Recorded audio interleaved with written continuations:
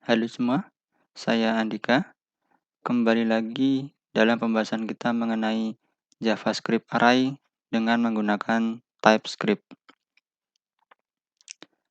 Oke, sekarang kita akan membahas mengenai for each.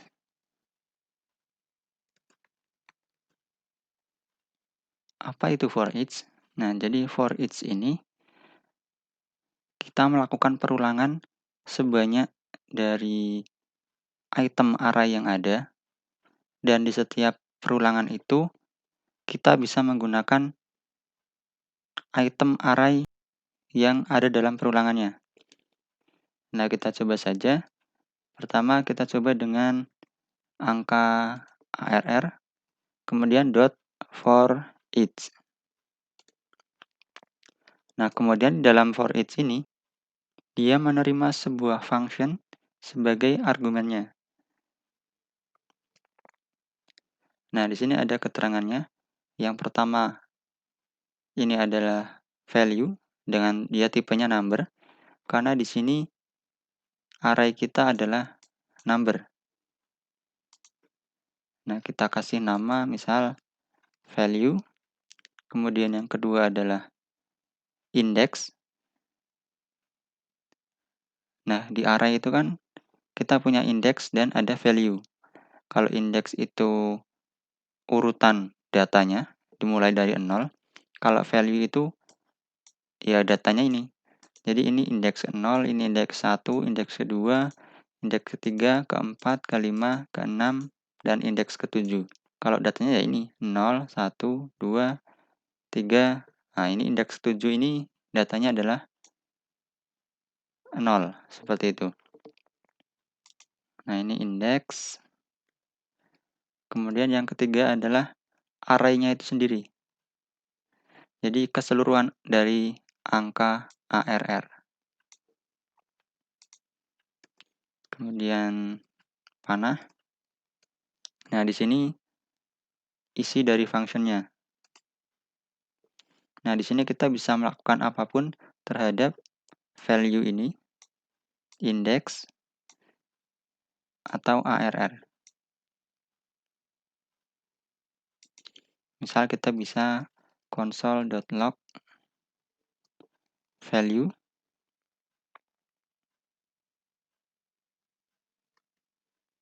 Seperti ini, kita lihat. Nah, ini dia melakukan perulangan untuk menampilkan data. Mulai dari yang pertama itu 0, 1, 2, 3, dan seterusnya. Nah, coba kita tampilkan juga indeksnya sama array-nya. Nah, ini biar lebih mudah kita tambahkan di sini keterangan ya. Nilai value. Yang di bawah nilai indeks. Kita save. Nah, yang pertama nilai value itu 0, nilai indeksnya 0. Begitu seterusnya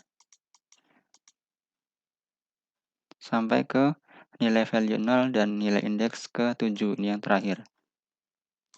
Nah, kita juga bisa menampilkan isi dari ARR. Nah, kita bisa lihat nanti kalau nilai dari ARR ini selalu sama, yaitu angka ARR ini. Kita lihat.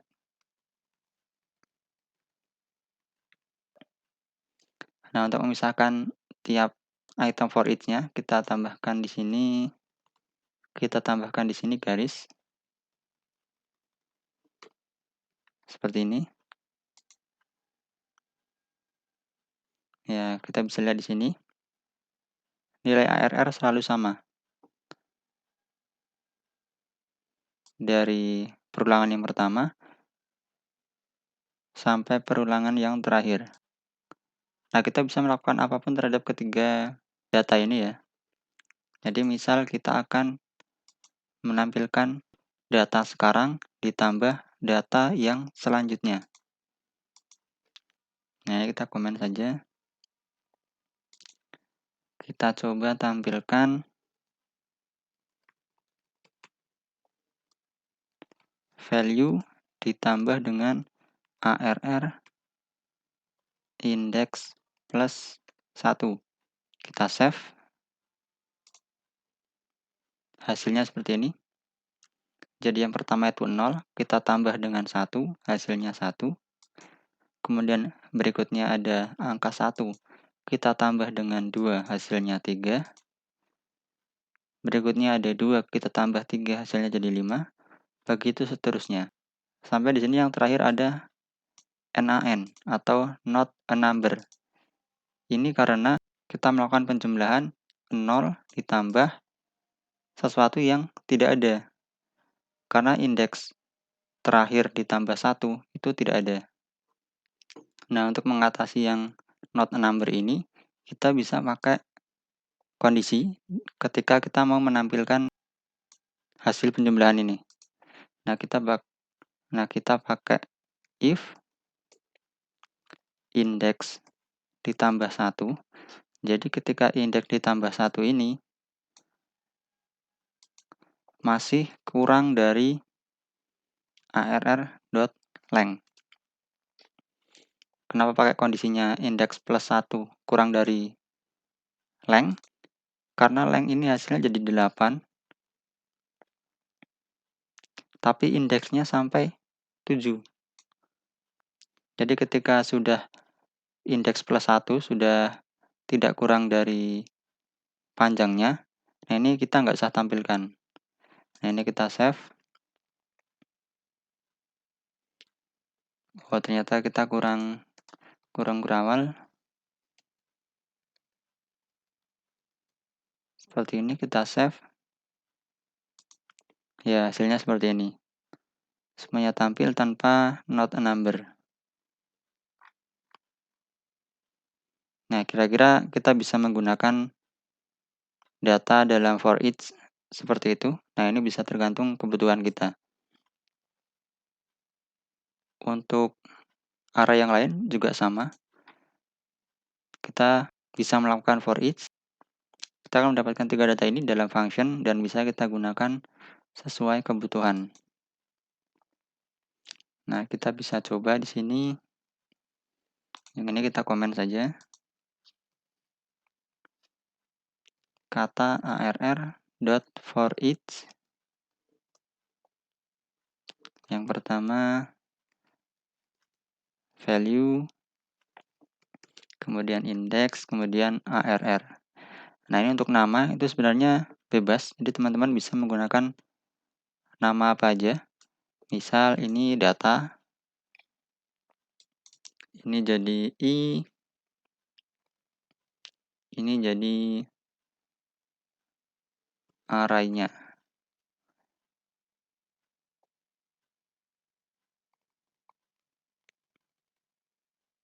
Nah, kira-kira seperti ini. Nah, kita pakai fungsi yang sama saja. Kita tampilkan data. Seperti ini.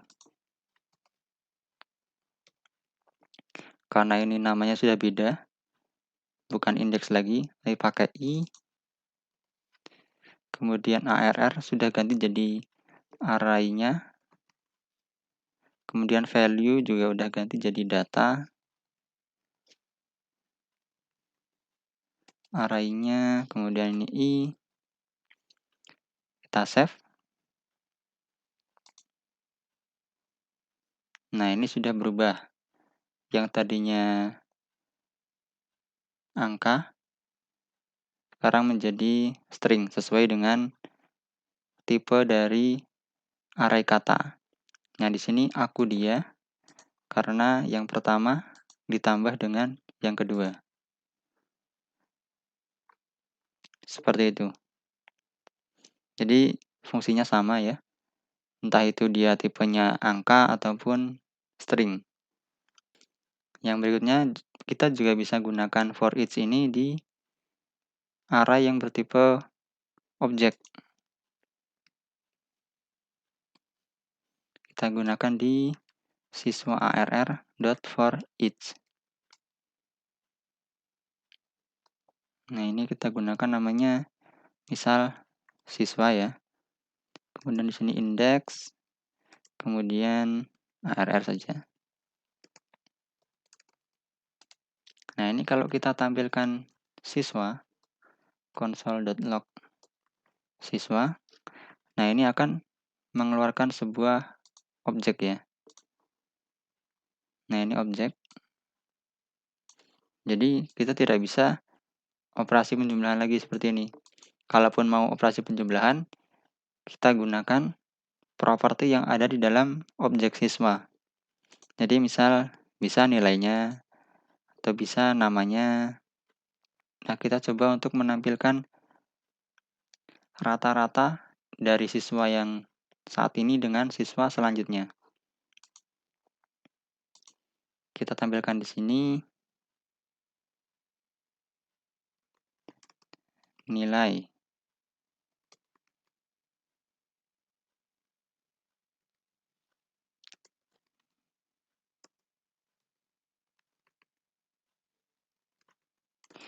rata-rata kita ambil dari siswa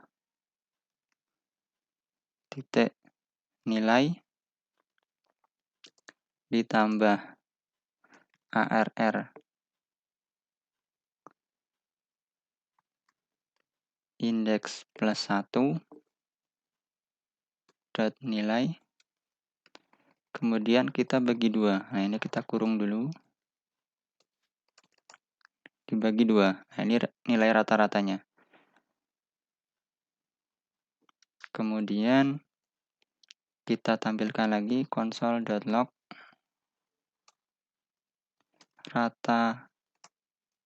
rata nilai siswa dot name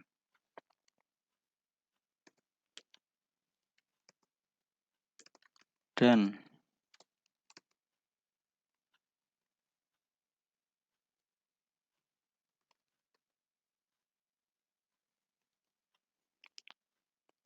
siswa selanjutnya dot nama, kemudian kita tampilkan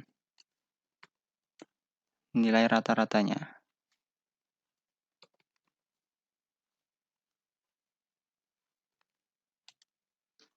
Kita save.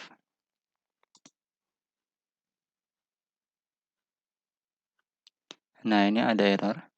Ini karena hal yang sama kayak tadi. Jadi kita mengambil data dari data array yang sudah kelewat, sudah tidak ada. Nah, kita tambahkan kondisi lagi, if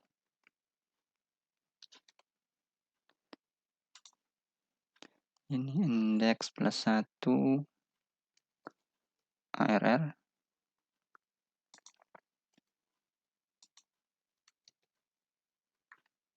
seperti ini.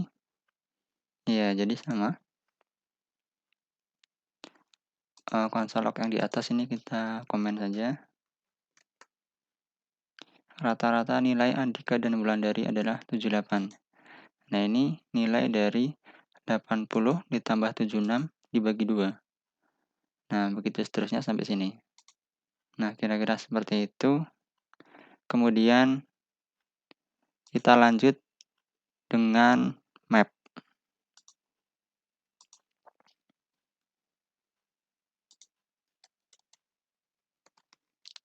Map ini sebenarnya sama dengan for each. Map ini sebenarnya hampir sama dengan for each. Jadi dia melakukan perulangan juga di setiap item dari array yang kita punya. Jadi kita coba angka ARR dot map. Nah, map ini juga punya satu parameter fungsi dengan data sama juga, value, kemudian index, kemudian array-nya itu sendiri.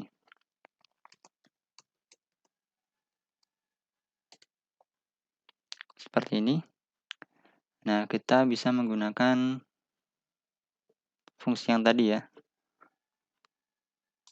Kita paste di sini. Nah, hasilnya sama. Nah, terus apa yang membedakan dengan for each? Nah, kalau kita pakai map ini, kita bisa memasukkan apa yang kita return di sini ke dalam array baru. Nah, kita buat contoh di sini ya. Const angka baru ARR itu sama dengan return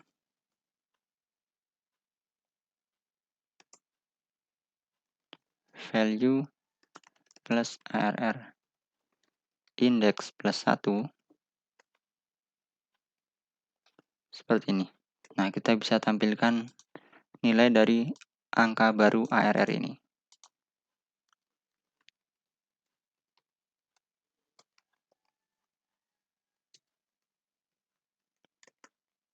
Nah, di sini kita bisa melihat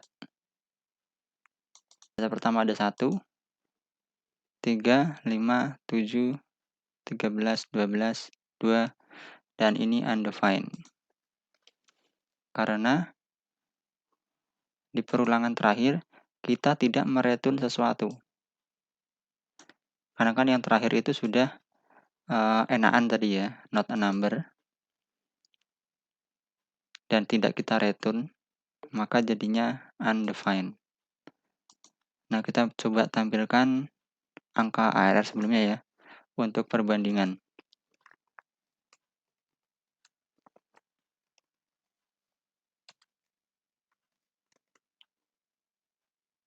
Nah, ini ya.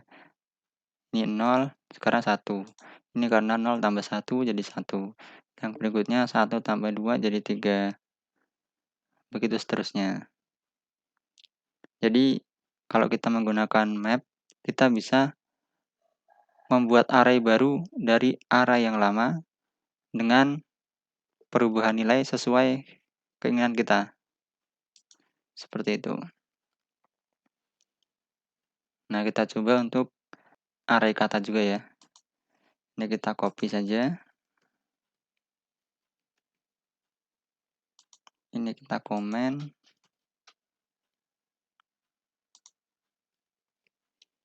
Kata baru ARR.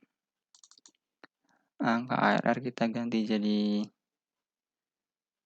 kata ARR. Angka baru kita ganti jadi kata baru ARR. Kita save. Ya, hasilnya aku dia mereka, mereka kami, dan yang terakhir undefined sama ya. Atau kita bisa tambahkan juga spasi. Di sini spasi. Kita save. Nah, sekarang ada spasinya. Ini ya. Tapi yang di sini belum. Ini karena di bawah. Kita beda. Tambahkan spasi. Save. Ya, ini ada spasinya juga sekarang. Oke, lanjut untuk kita coba di array object. Ini kita copy. Kita komen. Paste. Kata baru kita ganti jadi siswa baru ARR. Kemudian kita ambil dari siswa baru, siswa ARR. Nah, ini kalau kita save, kita nggak akan bisa dapat datanya. Nanti jadinya seperti ini, objek. Karena objek ditambah objek jadinya objek seperti ini. Nah, ini bisa kita return objek baru ya. Kita misal di sini bikin const siswa baru itu sama dengan di sini nama itu kita ambil dari value.nama ditambah spasi ditambah data berikutnya.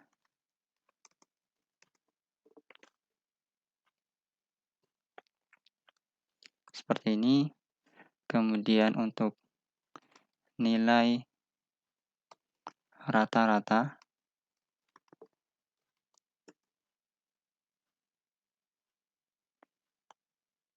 kita ambil dari atas tadi ya. Ini aja. Kita copy, taruh di sini. Komennya kita hilangkan. Nah, ini siswa nggak ada karena kita di sini pakainya value. Ini bisa kita ganti dengan value.